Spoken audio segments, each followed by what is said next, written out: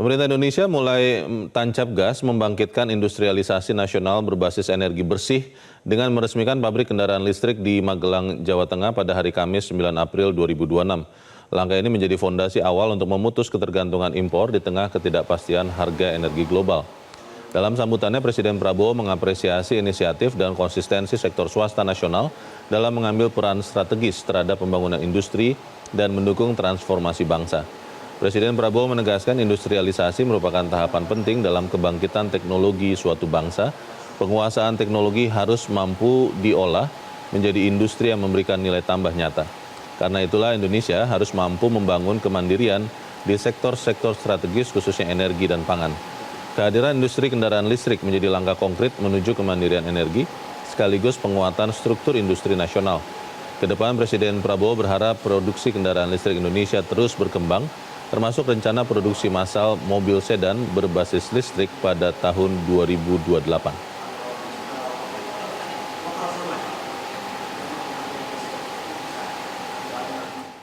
Ya pemirsa, seberapa besar minat masyarakat terhadap mobil listrik di Indonesia dan apakah ekosistem pendukungnya sudah memadai? Bagaimana juga dengan purna jual dan ekosistem jual beli mobil listrik bekas? Kita akan membahasnya bersama Sekretaris Umum Gaikindo Kukuh Kumara. Pak Kukuh, selamat pagi. Selamat pagi, Bang Leo. Terima kasih sudah diundang lagi ke Metro. Iya, Pak Kukuh, ada blessing in disguise, Pak, ketika konflik di Timur Tengah meroketkan harga minyak yang membuat BBM naik. Banyak orang berpikir untuk dan melakukan eksekusi beli mobil listrik. Di Indonesia itu apakah dari awal tahun ini sudah ada peningkatan, Pak, atau seperti apa, Pak? Jadi mengenai tren electric vehicles atau BEV atau kalau dikombin secara keseluruhan ada yang namanya new energy vehicles. Itu meliputi electric vehicles berbasis baterai, kemudian juga ada hybrid, ada juga plug-in hybrid. Ini memang sampai saat ini trennya masih meningkat, bahkan sampai dengan Februari tahun 2026 ini, itu market share-nya NEV atau New Energy Vehicle yang terdiri dari baterai electric vehicles, hybrid dan plug-in hybrid, itu sudah menguasai pasar kurang lebih sekitar 23% dari total market share nasional. Jadi ini terus meningkat dari tahun ke tahun. Kalau tahun 2025 kemarin masih 21,5%, sekarang sudah sampai dengan bulan Februari sudah di hampir 23%. Kalau dengan efek dari pencabutan insentif pajak, Pak, untuk yang completely build up, itu berdampak atau tidak ke mobil listrik, Pak? Jadi memang itu berakhir, semua pelaku sudah mengetahuinya dari awal bahwa kebijakan 0% import duty-nya itu berakhir di tahun 2025. Jadi para pelaku sudah mengantisipasinya dan sebetulnya pelakunya itu tidak terlalu banyak. Cuma jumlah mobilnya aja yang banyak. Jadi mereka sudah mengantisipasi karena waktu dia diberikan pembebasan import duty itu mereka punya kewajiban. Ada dua, satu adalah adanya bank garansi yang akan dicairkan kalau mereka tidak bisa merealisasikan komitmennya untuk membangun industrinya di Indonesia. Nah itu pabrikannya sudah selesai, tinggal kita tunggu saja kemudian produk-produknya keluar dari pabrik-pabrik yang sedang ataupun sudah selesai dibangun di Indonesia. Jadi antisipasinya sudah ada itu.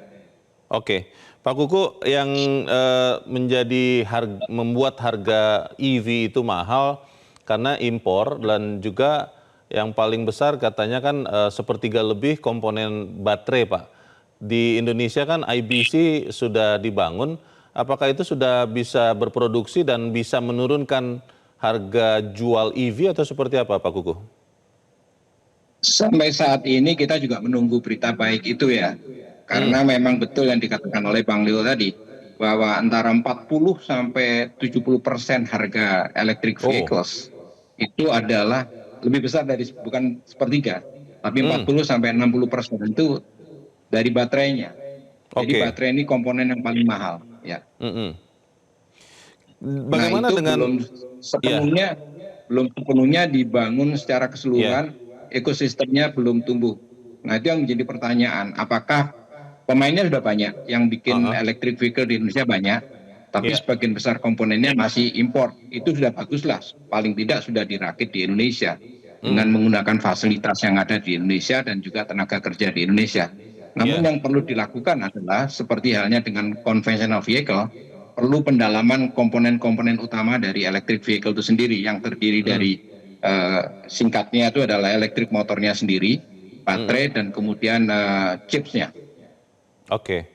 Pak Kuku, ada yang mengatakan juga infrastruktur Pak, charging stations sudah banyak tapi hanya berkumpul di kota-kota besar di Pulau Jawa dan itu membuat orang jadi tidak terlalu yakin untuk membeli mobil listrik.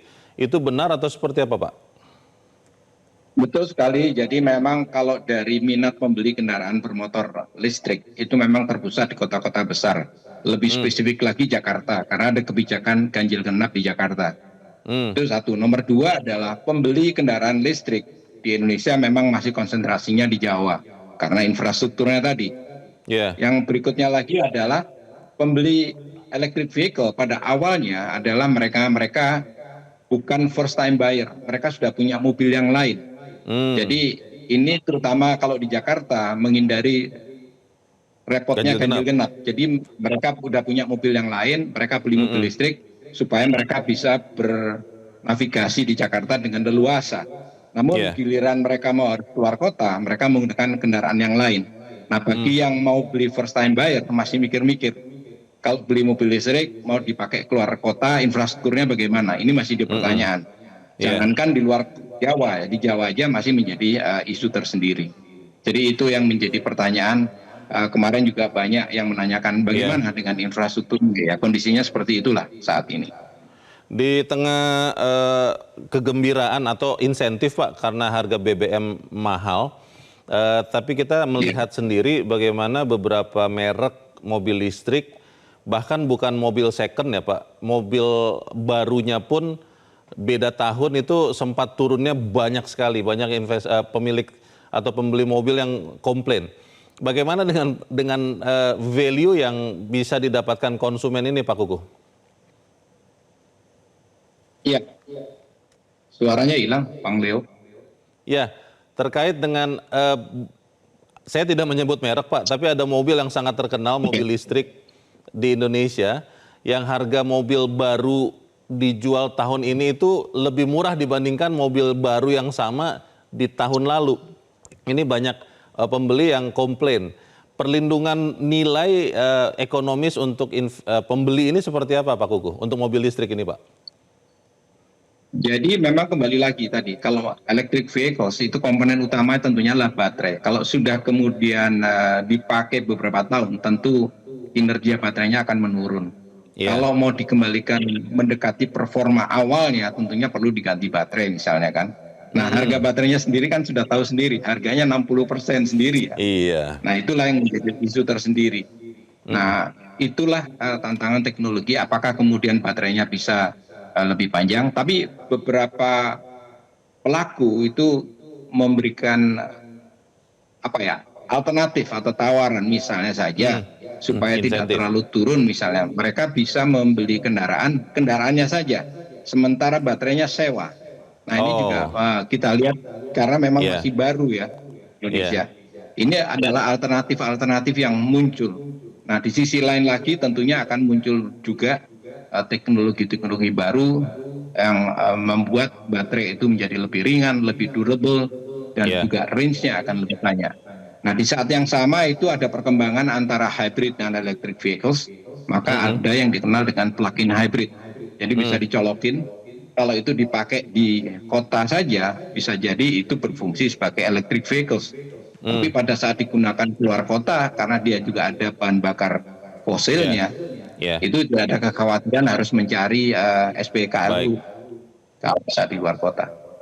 Kita tentunya berharap industri mobil listrik atau energi baru tetap bertahan Pak dan mungkin akan semakin kreatif di tengah berbagai tantangan yang ada. Terima kasih Pak Kuku Kumara, Sekretaris Umum Gaikindo sudah mencerahkan kami. Selamat pagi Pak Kuku.